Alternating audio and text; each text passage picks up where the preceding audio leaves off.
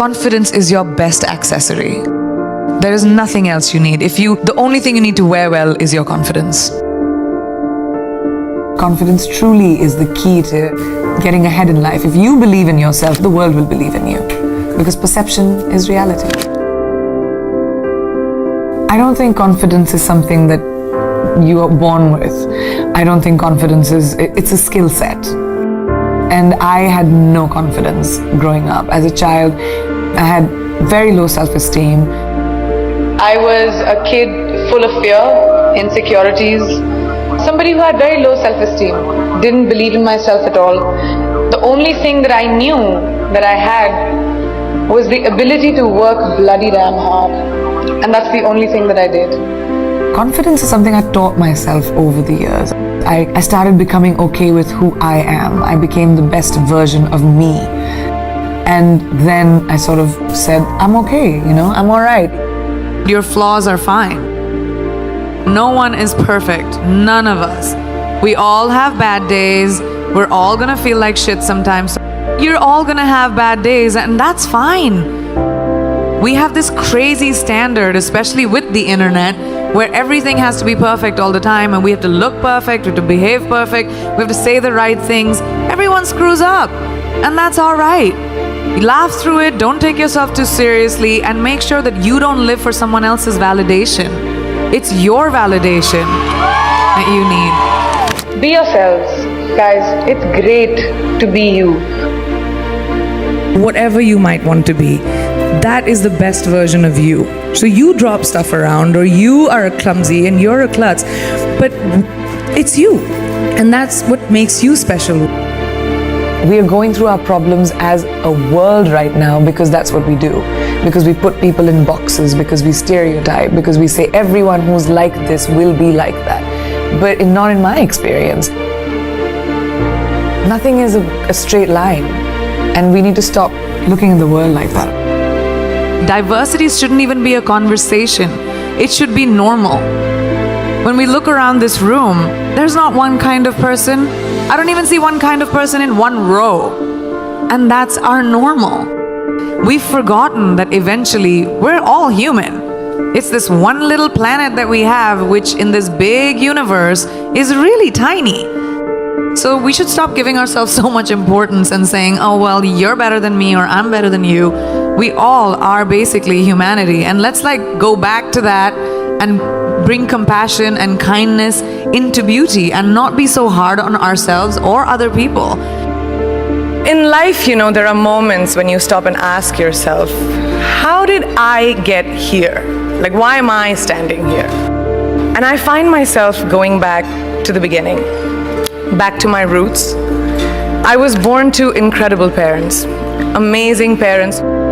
Both my parents were very progressive in their mindsets, especially coming from a country at that time, which India was, which was a little bit like this, a woman's life sort of ends when she gets married. Because after that, you can think about progressive families will tell you, you can achieve whatever, but your milestone is to get married.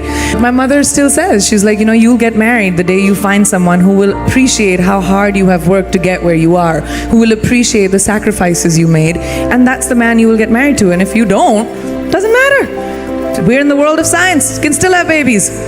And I was like, what kind of mom says that? But the idea was the philosophy behind it, that it didn't define me. And it's so important for us to be able to empower each other. In everyday life, we don't have to conquer the world. You don't have to be the only person who reaches space. You don't have to have crazy, wild ambitions. You just have to find your power and to say that, oh, I can do this too. I don't have to create this crazy opportunity for me to thrive. You can thrive in anything you choose. Just have to find that confidence within yourself. Life can never be safe. And if it's safe, it's not worth living. It really isn't. You have to take risks. Risks are so important in evolution. Playing it safe, you can have an existence, but you'll never be someone who's a trailblazer. The world is your oyster. If I, a girl from a small town like Bareilly, from an army officer's family, middle class background can today be a movie star giving an inspirational speech to you, today be debuting in America as an international pop star. Can't any one of you do it? If I can do it, you can do it, right? The world is your oyster. Finding our own confidence. No one is going to give that to you. No one is going to tell you, here's an opportunity, go make something of yourself. You're going to do it for you. I just love growing. Like I said, I think growing is a very important thing. And when I was very young, I started working when I was 17 years old.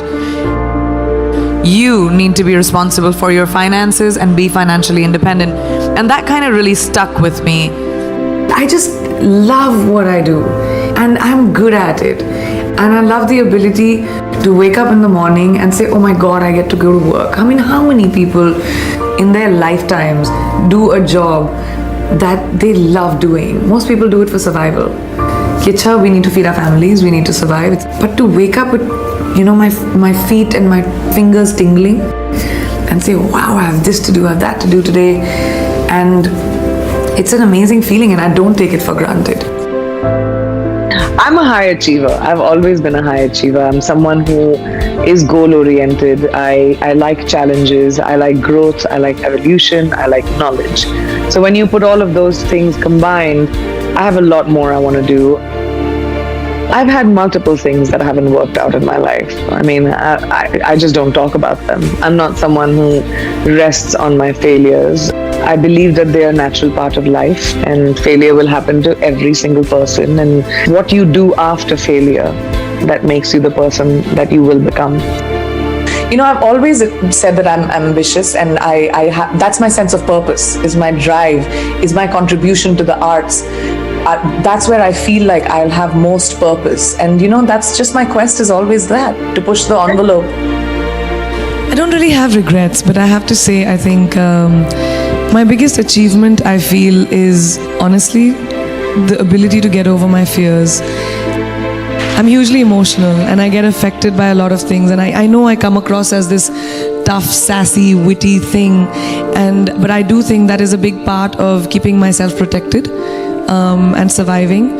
I've always had to do it for myself. There's not been anyone who's held a safety net for me in all the decisions that I've taken. So I think my biggest achievement is to trust my feet, to trust my legs, to trust my instinct and say, even if I fall, it's okay, it'll be my mistake. There's only one you, okay? Because there's no one like you. And I don't mean the superfluous, superficial parts. I'm talking about the core of you, who you are inside, your values, your beliefs, your flaws. And once you understand who really that person is, you would have taken the first step in finding your unique self. And that is the best version of you. Who am I really? Most often, we don't allow ourselves the ability to dream beyond our imagination. We don't allow ourselves to think about the future because we are afraid of change. We are afraid to move away from what is familiar. Either that or sometimes, we are too rigid to let our dreams evolve. Just loosen up, shake it off a little bit. Change is the only constant thing in life, and you are never too old or never too experienced to learn something new. Believe that you have everything already as your Brahmastra in your will to be able to be and achieve your dreams. Be fearless. Funny thing, these opportunities, they don't come very often. They come far and few in between. But when they do we recognize them? Our job is to recognize them and make the most of them. I look back on all the things that I've done and I marvel at the opportunities that came my way.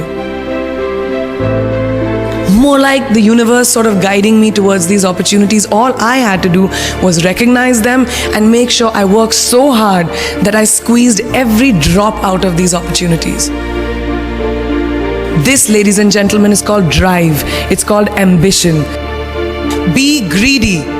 Be greedy for your ambitions. Be hungry for it. Don't live on someone else's benchmarks.